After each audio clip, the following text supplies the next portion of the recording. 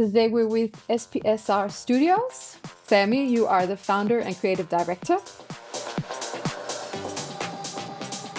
Would you start off with telling a little bit about the brand and the idea behind it? Oh yeah, I'm a kid of the industry. Never did something else than fashion in my life, I would say. And at a certain moment in my career, I realized that retail or the whole industry is changing tremendously. And I felt like that especially retail needs new ways to cooperate with them. Yeah.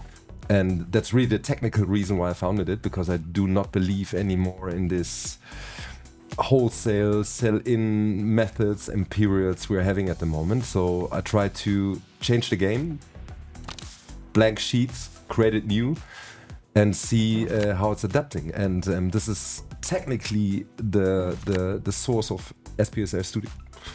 It sounds both very courageous and very of the moment. How have people responded to this model?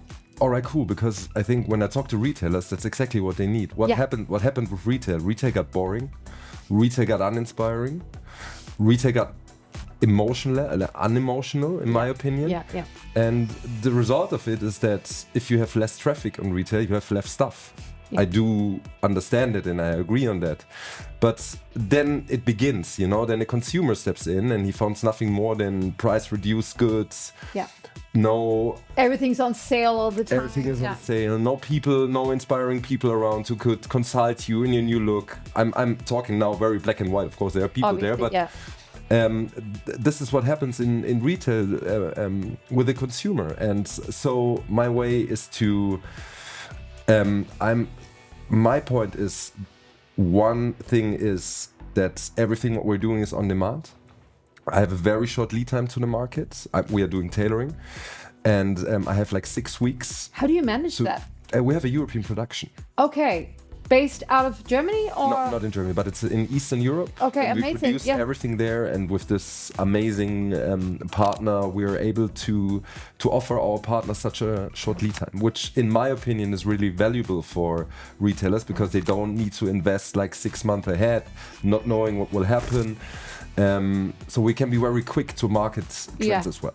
And you do both made to measure and prêt-à-porter, or how does it work? I don't like the word made to measure because we're doing custom suits, let's say. Okay. So we have our own silhouettes, and those silhouettes, with the help of made to measure tools, let's say, we can create it for certain consumers. Okay, so take me through the journey. I walk into your store with my husband. He wants to be fully equipped. How does it go from there?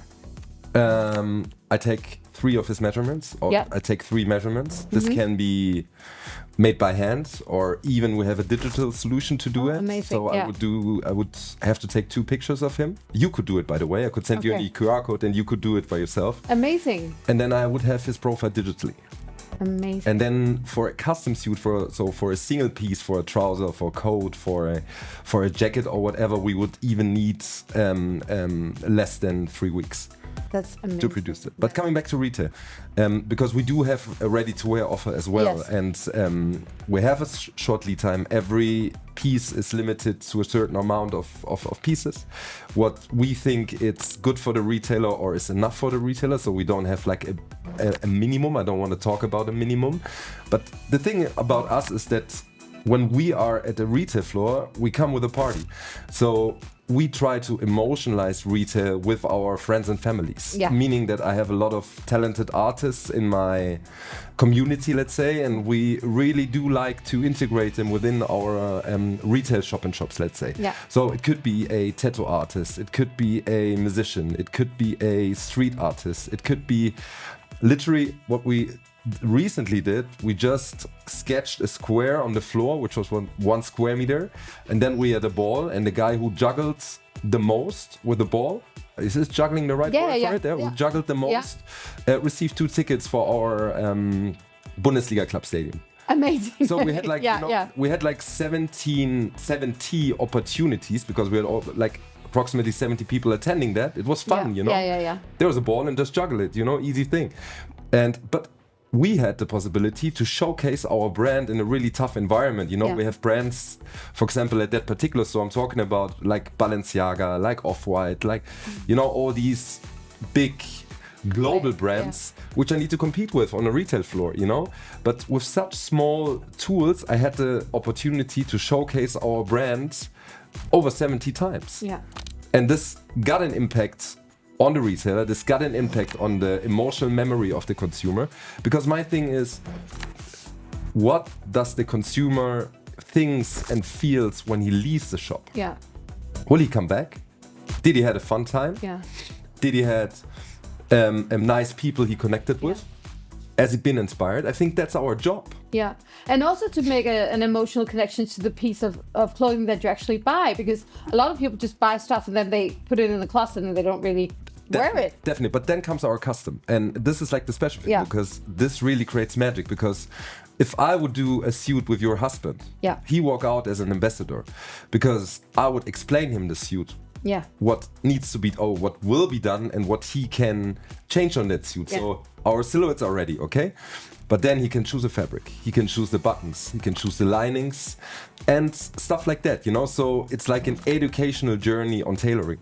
Amazing. Together with the consumers. And this is what I love, because it's, in my opinion, it goes back, you know, in the 19 whatever, where a man got his private tailor. Yeah. And SPSR Studio is a private tailoring service. Yeah. So this is what we want to offer. And also, I guess when you put that much effort into a piece of clothing, you will also be inclined to have it repaired and actually like take care of the piece that you bought. Definitely. It's made for you.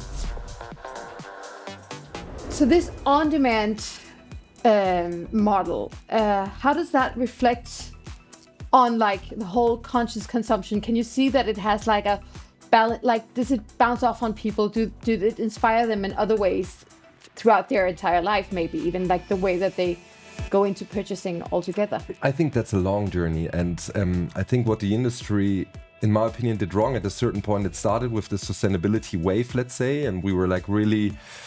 It was like, in my opinion, hardcore communicated, and I think that's overwhelmed a bit the consumer in a certain point, you know. And what is sustainability? It's like, you know, what is it? Yeah. For everyone, it's something. I feel that it's something else for everybody out there, and the consumer in particular thinks if he's buying an item at a certain price point, he is already sure that this thing got something to do with sustainability, whatever. You know what I mean? So it's a tough subject, it's an educational subject, and that is just my way to educate people on sustainability, because it's coming back to our customs tailoring.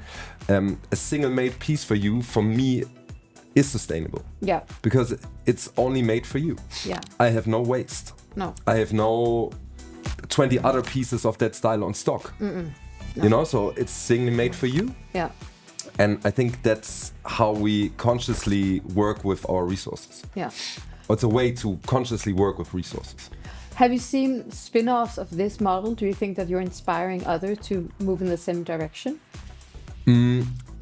I think it's worth to think about it. Yeah. Everybody got his approach, you know, like running brands, you know, which are in their 50th season or whatever. They are in a kind of a circle they're working in. Yeah. I think it's hard to change. Yeah.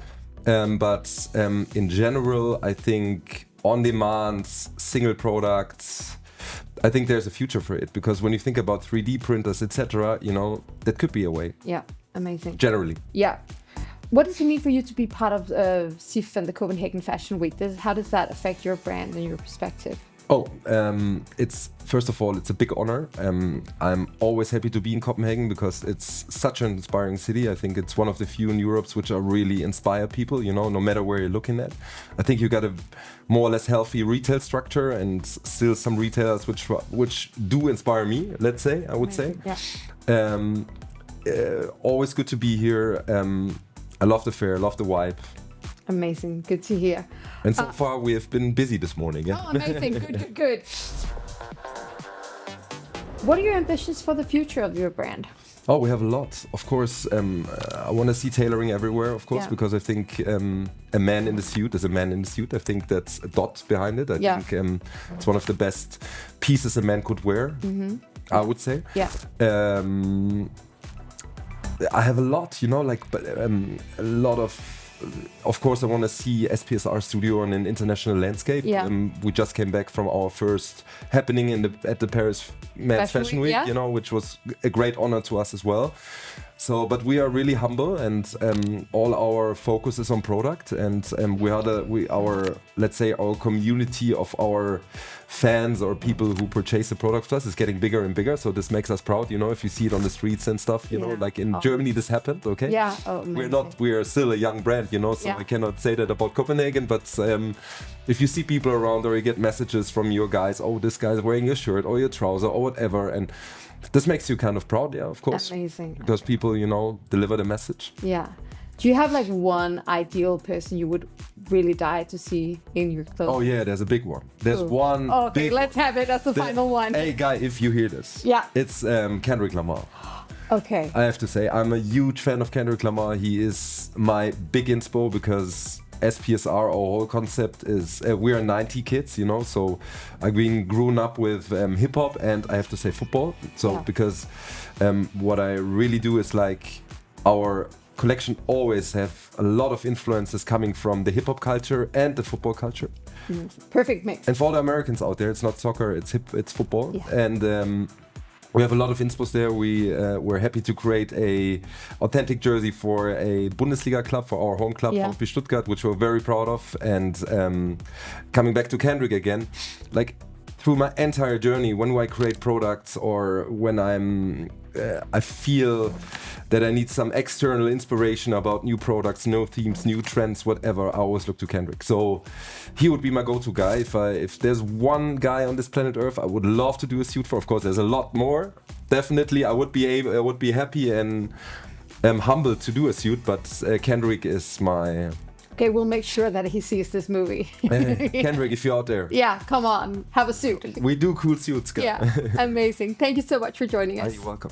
Thank you very much for this interview.